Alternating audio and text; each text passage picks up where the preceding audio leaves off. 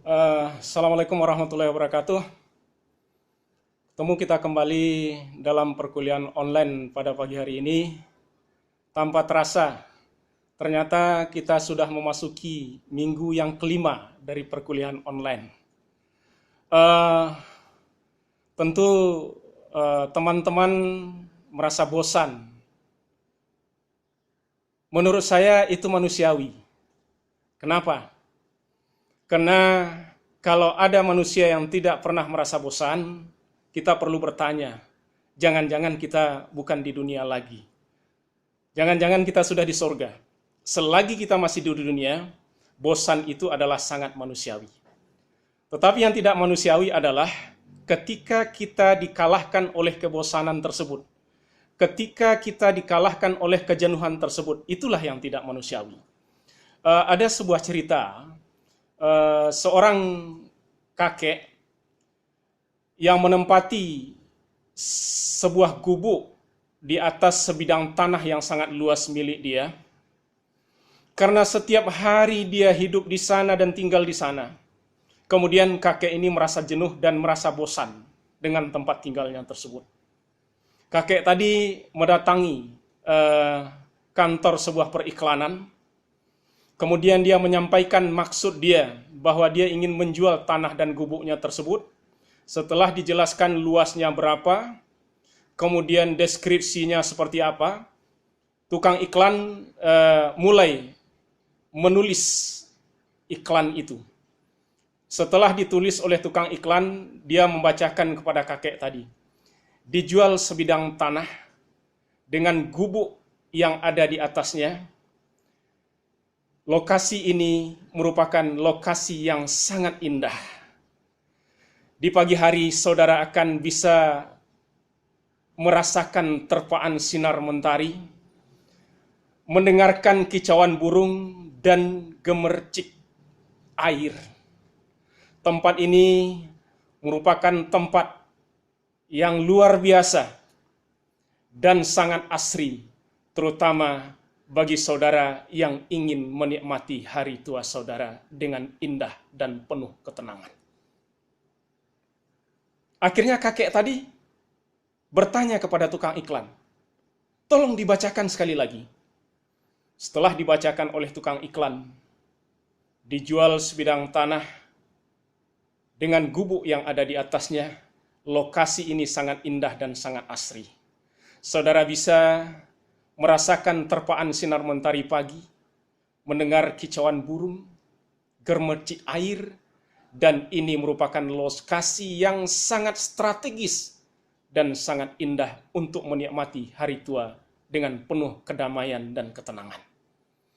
Kemudian kakek tadi minta diulang untuk ketiga kali. Setelah diulang 3 kali oleh tukang iklan tadi yang menulis iklan, kakek tadi meminta kertas tadi.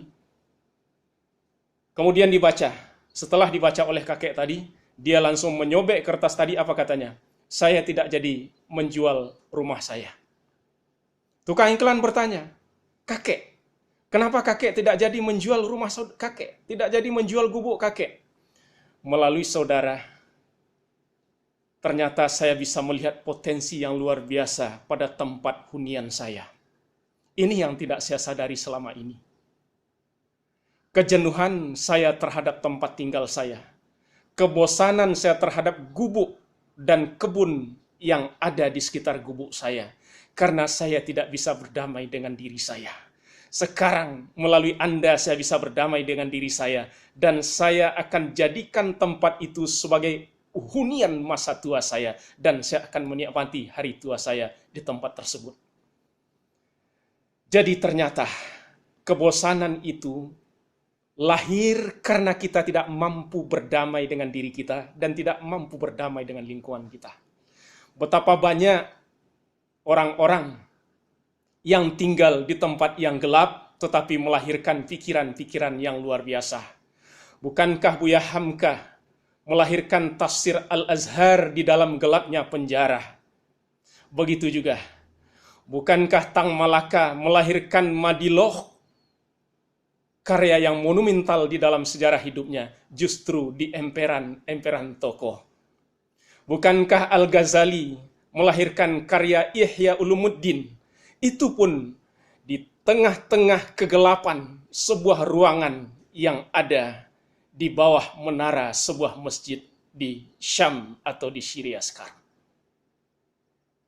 Sokrates menemukan diri dan tujuan hidupnya juga di tengah-tengah gelapnya gua di Yunani.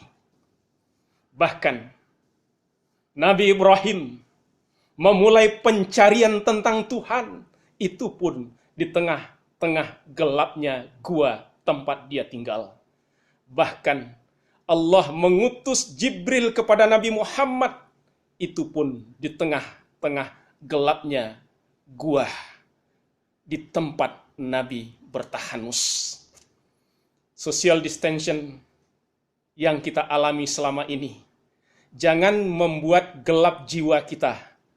Boleh kita terpenjara oleh kamar kita, boleh kita terpenjara oleh rumah kita, tapi jadikanlah hati kita, pikiran kita menjadi pikiran yang bebas, sehingga kita mampu berdamai dengan lingkungan itu. Kita mampu berdamai dengan kondisi kita. Ketika kita mampu berdamai dengan kondisi kita, kita akan melahirkan hal-hal yang luar biasa di dalam hidup kita.